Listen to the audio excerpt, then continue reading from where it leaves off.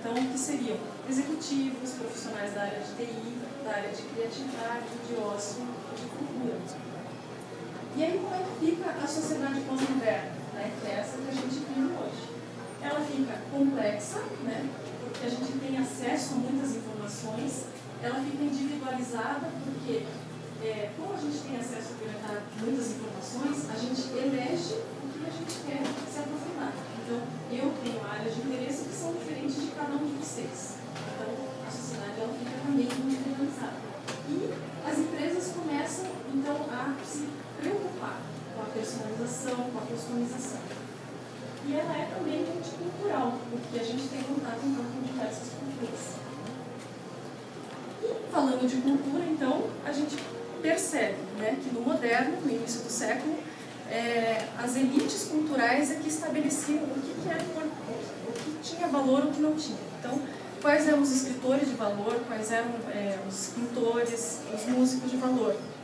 E, a partir do pós-moderno, que é a época que a gente está vivendo hoje, a massa é que elege o que tem valor e o que não tem valor, até porque é isso que está presente na mídia, né? Então, se a gente for olhar aqui um exemplo genérico, né, a gente vê que no moderno, por exemplo, o Pablo Picasso, né, reconhecidamente tem um talento, mas ele tem, os quadros dele são, né, obras singulares. E a partir do pós-moderno, a gente vê que o Andy Warhol ele já começa a mostrar que ele está retratando a Marilyn Monroe justamente porque ela é a vontade da massa, né? Tá vendo ela e trazem ela como um ícone da cultura pós-moderna.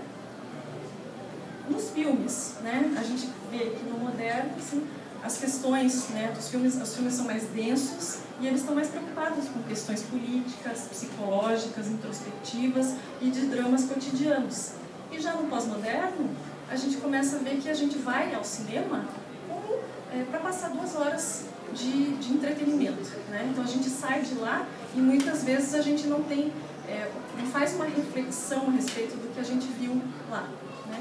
Então são filmes que a gente pode assistir 10 filmes com um enredo muito parecido, mas que trocam os artistas, trocam o cenário, né? E a gente consegue assistir 10 filmes parecidos. E aí o Jameson começa, que é um escritor, né, escreveu a Virada Cultural, ele começa a fazer algumas críticas a respeito disso. Então, por exemplo, os filmes nostálgicos, né? Então são situações que a gente podia viver hoje, está vivendo hoje. Mas eles passam lá para a década de 20, justamente para a gente ter outros tipos de estímulo, né? Então, cenário, figurino, fotografia e a história em si, ela não precisa ser tão rica. Outra coisa que ele fala também no livro dele são sobre os filmes épicos. Por que eles têm que contar, né, a história da forma que a gente vê nos nossos livros escolares? Por que não contar a história, por exemplo, na guerra, né, de quem perdeu, a versão de quem perdeu, né? Para a gente entender um pouquinho que ele tem que ser um pouquinho mais crítico do que essas versões que a gente vê nas escolas. E, claro, os filmes de ficção, né, que são um descolamento completo da nossa realidade. Na arquitetura, né, então, no moderno existia um discurso predominante, único, né? A função, ela tinha muita importância, a racionalidade, a busca pelo novo, então tudo que a gente fez anteriormente não tinha valor, e a seriação justamente porque a gente começa a usar então os pré-moldados, né, as esquadrias produzidas em série.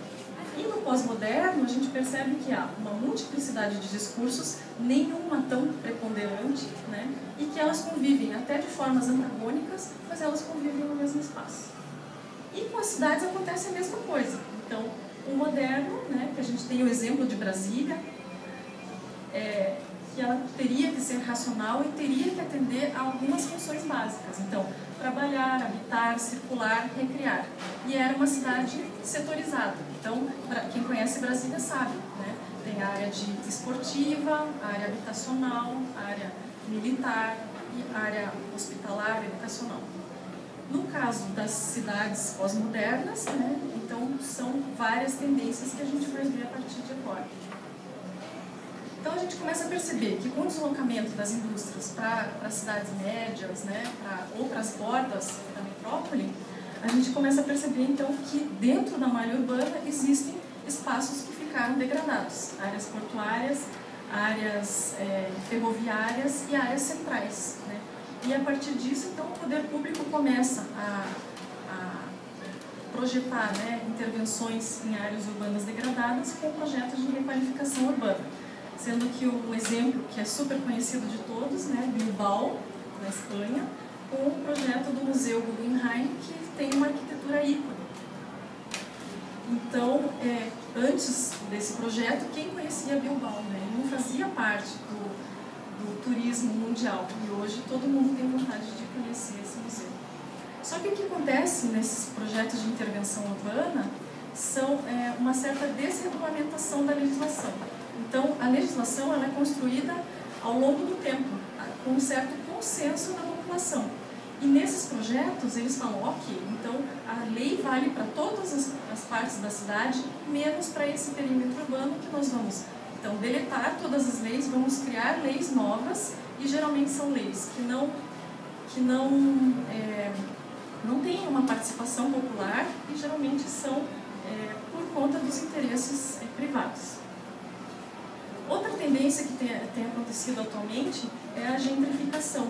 Então, o que seriam isso? Nas áreas centrais, há também intervenções urbanas, né? E, geralmente, o que acontece? As pessoas de baixa renda, elas têm que sair para uma população de mais alta renda entrar.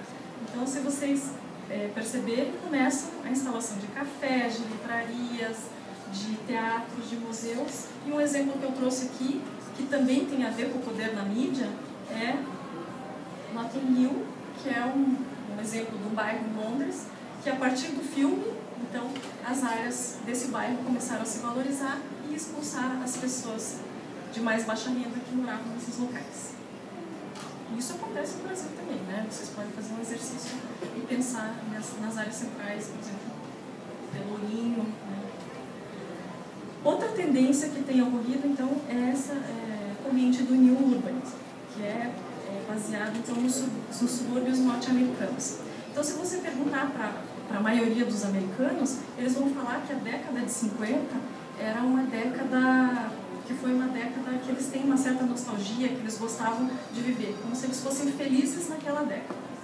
E aí, isso justamente porque houve um crescimento econômico muito grande, né, na década de 50 nos Estados Unidos, e um poder de compra também muito significativo da classe média. E aí, o que os incorporadores perceberam? Né? Já que eles são felizes na década de 50, vamos criar, então, uma cidade, um cenário para a década de 50.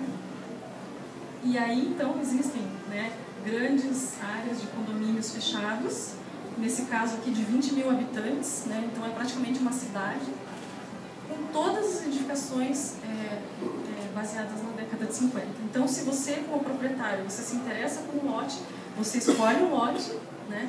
E eles dão uma tipologia, 10 tipologias de residência, e você escolhe uma delas, né? E você assina um termo dizendo que você não pode alterar as fachadas, justamente para não descaracterizar esse período.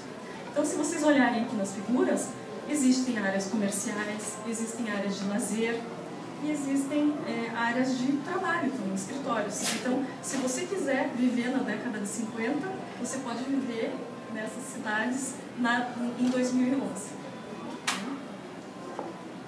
E aí, o que o Jameson fala, então? E ele faz uma crítica a essa sociedade pós-moderna, que é essa que a gente vive, né? Então, a sociedade esquece as desigualdades sociais, absorve essa euforia pós-moderna, que é uma fantasia, né?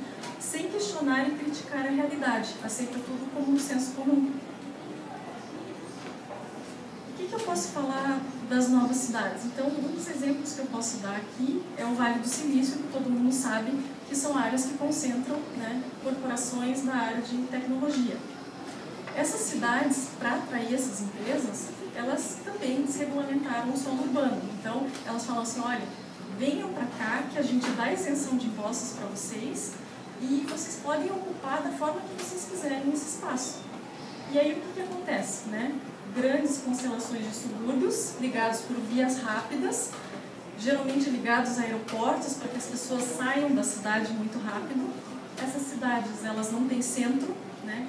E o Ren Koolhaas, que é um arquiteto, professor de Harvard, diz que essas cidades são genéricas, todas iguais, né? Então elas podem estar em qualquer parte do mundo. Então falta identidade, faltam marcos, né, referenciais, faltam espaços públicos e é uma cidade monótona. Para os governos, será que é interessante incentivar a existência desses tipos de cidade? Em termos financeiros, sim, né? Porque atrai investimentos limpos, atrai pessoas de alta renda, pessoas com uma qualificação, né, profissional boa.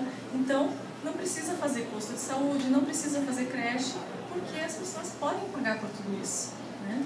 Mas será que em termos sociais isso é interessante? Onde será que mora